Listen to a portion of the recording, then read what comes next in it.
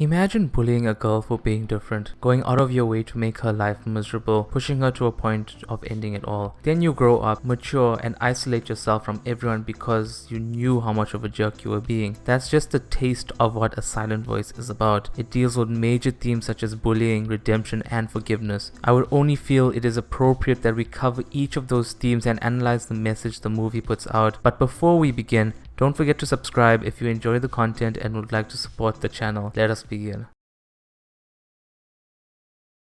The entire first quarter of the film deals with the theme of bullying, as Shoko Nishimiya has joined the class. She is treated differently because she is deaf. The main person that messes with her is Shoya Ishida. It starts off when she first introduces herself and Shoya freaks out. For the next 30 minutes we get a montage of him bullying her and stealing her hearing aids, writing mean things about her, and even damaging her communication books. It's not just Shoya too. You have Miki Kawai sitting there watching as everything unfolds, and Naoko Ueno bullying Shoko as well. But in the end, Shoya is called out in class for bullying Shoko, and Ueno and his friends throw him under the bus, making him look as if he was only the culprit. Later on, we see him throwing her books in the pond and she tries to apologize to him. She constantly hates herself and feels as if she is the problem in everyone's life. His friends are fed up with him and throw him into the pond. This leads to everyone ostracizing him and isolating him as he grows up. In the final scenes of this part, Shoya's mom finds out about what he's been doing to Shoko and forces him to come with her to apologize. His mom withdraws money to repay for all the hearing aids costs. We notice Shoko's mom hates him, and I wouldn't blame her. At the end, Shoya and Shoko have a fight in the classroom, all because she cleaned his desk. She frustratingly says she's dying, a metaphor for how she's feeling emotionally. Shoya doesn't understand her, and this theme plays in later in the film of him not understanding her when she confesses her love for him.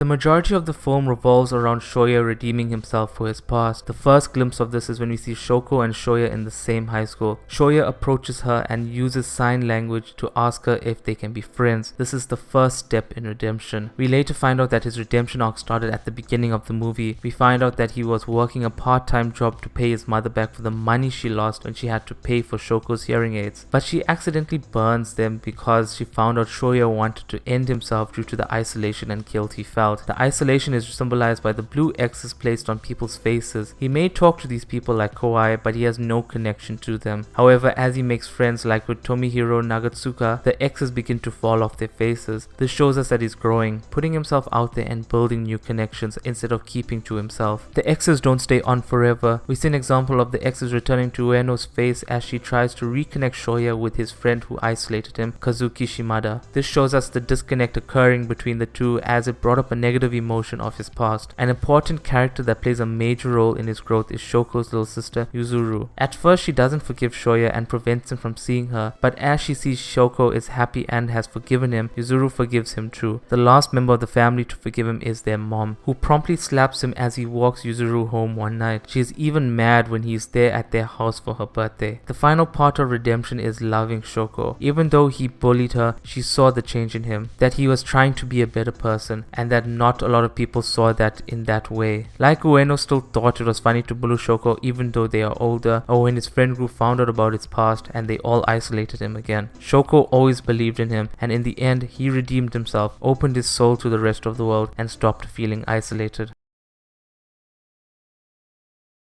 The final theme occurs throughout the film, such as Shoko forgiving Shoya, but major parts are at the end. This revolves around others affected by Shoya bullying Shoko, like Shoko's mom forgiving him when he decided to save Shoko and sacrifice himself instead. Shoko always felt as if everyone's problems were her fault, and so she felt the easiest way to fix things was to end it. She never loved herself enough to forgive herself. After Shoya saves her, she goes around to everyone to make things right. At the end of it all, the issues are resolved, people are forgiven, and everyone is friends again. Shoya and Shoko both share experiences, from Shoko wanting to end it all because of her isolation caused by others, to Shoya wanting to end it all due to him being isolated by others. They both see that there are people around them that care and want them to live on. The message I took away from this movie is to be kind. You never know what someone else is going through. I hope you all enjoyed my analysis of A Silent Voice. I watched this a few years back but was drawn in to make a video on it. If you enjoyed this content and would like to see more, leave a like and subscribe. Thank you so much for 800 subscribers. You all motivate me to make bigger and better content. I hope you all have an amazing day. It's your boy ZenMasterKai. Take care and have fun.